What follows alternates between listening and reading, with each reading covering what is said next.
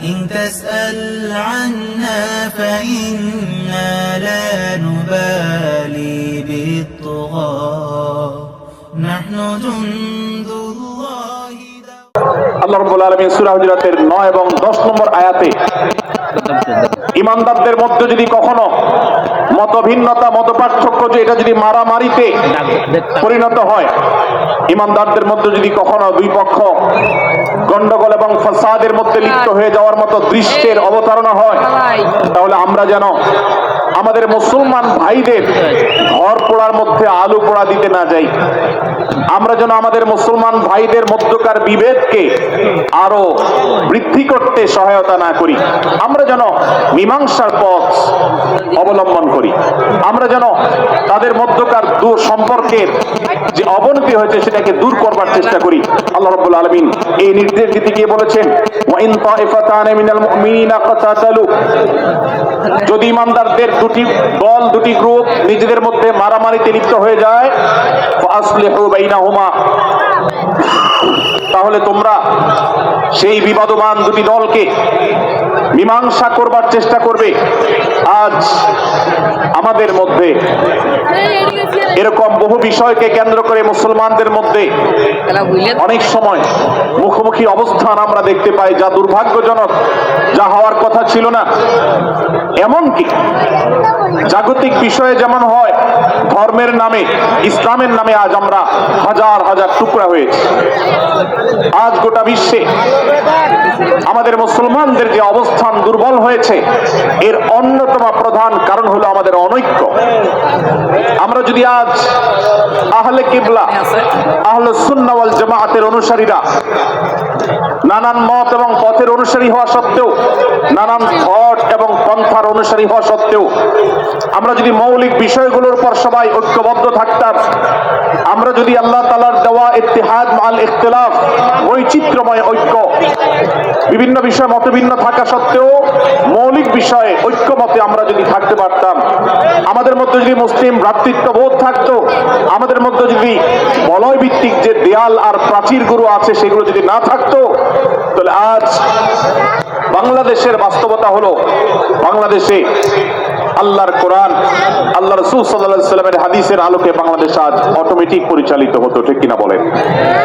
আমরা যদি আজ ঐক্যবদ্ধ থাকতাম, তাহলে এদেশের হাতে গোনা যাবে এরকম স্বল্প সংখ্যক নাস্তিকেরা, ইসলাম এবং মুসলমানদের শত্রুরা, তারা আমাদেরকে নিয়ে তারা আজ যে খেলা খেলছে, আমাদেরকে যে তারা শাসন করছে, আমাদেরকে যে তারা তাদের অধীনস্থ করে রাখছে, আমাদের উপরে যে আজ ভিনদেশি কালচার চাপিয়ে দিচ্ছে, আমাদের উপরে তারা যে আজ কর্তৃত্ব করছে, আমাদেরকে আজ টুকরা টুকরা করছে, এই দুঃসাহস তারা কোনোদিন দেখাতে পারতো না যদি আমরা ঐক্যবদ্ধ থাকতাম।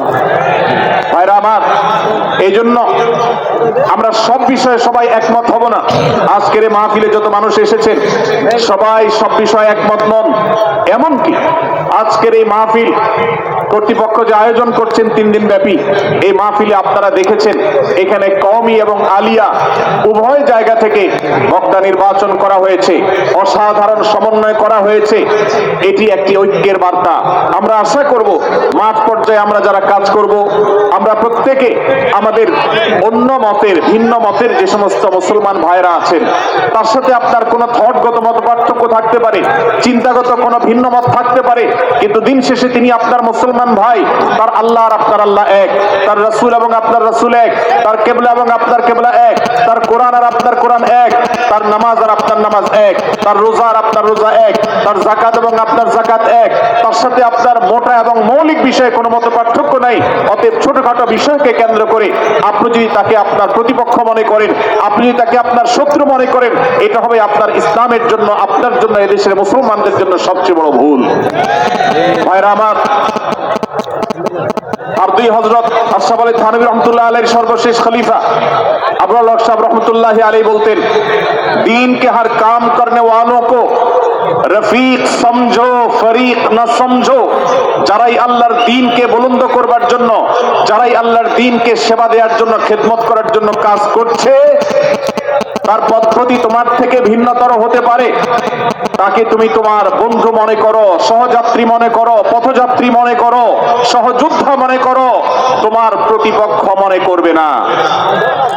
প্রিয় ভাইরা আমার, আজ বাংলাদেশে ইসলাম যতটা পিছিয়ে আছে তার প্রধান কারণ হলো আমাদের অনৈক্য।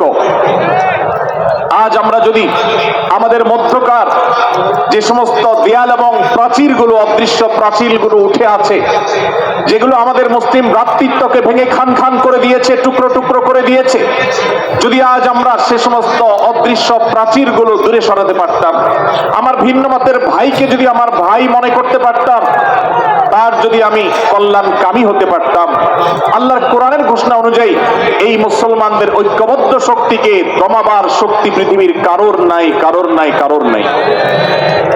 আজ আমার ভাইয়েরা ফিলিস্তিনে মার খাচ্ছে, যদি আজ গোটা বিশ্বের মুসলমানরা আমরা ফিলিস্তিনে মুসলমানদের উদ্ধারের ব্যাপারে ঐক্যবদ্ধ থাকতাম, ফিলিস্তিনে মুসলমানের দিকে চোখ তুলে তাকাবার শক্তি বিশ্বের কোনো কাফেরদের থাকতো না। আজ যদি আমরা আমাদের মুসলমান নির্যাতিত ভাইদের ব্যাপারে সারা বিশ্বের মুসলমানরা ঐক্যবদ্ধ অবস্থান গ্রহণ করতে পারতাম, মুসলমানের দিকে চোখ তুলে তাকাবার শক্তি বিশ্বের কোনো কারোর থাকতো না। ভাইরা আমার, গোটা বিশ্বে ঐক্য প্রতিষ্ঠা করা আপনার আমার মতো সাধারণ মানুষের দ্বারা হয়তো সম্ভবপর হবে না, কিন্তু আমরা যারা মাঠ পর্যায়ে কাজ করছি, আমি আপনাদেরকে করজোড় করে অনুরোধ করতে চাই, আমি জানি আপনার এলাকাতে, আপনার মহল্লাতে আপনার সাথে অন্য মুসলমান ভাইদের অনেক ক্ষেত্রে মতভিন্নতা আছে। সেটা রাজনৈতিক দৃষ্টিভঙ্গির ক্ষেত্রে হতে পারে, সেটা ধর্মীয় থট এবং মানহাজ মাযহাব মাসলাকগতভাবে হতে পারে, সেটা অন্য কোনো ইস্যু ভিত্তিক মত পার্থক্য হতে পারে। আল্লাহর জন্য, আল্লাহর ওয়াস্তে, আল্লাহর ওই আয়াতকে মেনে আমল করার চেষ্টা করি আমরা। আল্লাহ বলেছেন, ওয়া'তাসিমু বিহাবলিল্লাহি জামিআন ওয়া লা তাফাররাকু, তোমরা আল্লাহর রশিকে সবাই ঐক্যবদ্ধভাবে আঁকড়ে করে ধরো, ঐক্যবদ্ধভাবে আল্লাহর রশিকে আঁকড়ে ধরো, তোমরা পরস্পর বিচ্ছিন্ন হয়ে যেও না। আমরা অনেক ফরজের কথা শুনেছি, নামাজ রোজা ফরজ আমরা জানি, বাবা মার প্রতি সদ্ব্যবহার করার ফরজের কথা আমরা জানি, আত্মীয়তার সাথে সুসম্পর্ক, আত্মীয়তার বন্ধন রক্ষার কথা আমরা জানি, ফরজ হওয়ার কথা জানি, কিন্তু মুসলমানদের ঐক্যবদ্ধ থাকতে হবে এই ফরজের কথা আমরা অনেকেই জানি না। ভাইরা আমার, মুসলমানদেরকে আল্লাহ রাব্বুল আলামিন ঐক্যবদ্ধ থাকার নির্দেশ দিয়েছেন।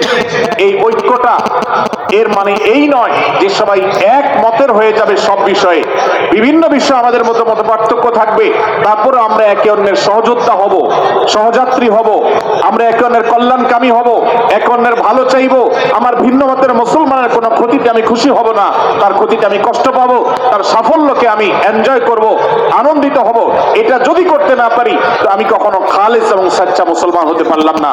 আল্লাহ তাআলা আমাদের অন্তরগুলোকে উদার করে দিন, ব্রড করে দিন, প্রশস্ত করে দিন, বড় করে দিন, উম্মার ঐক্যের প্রয়াসী হওয়ার তৌফিক দান করুন, বলুন আমিন।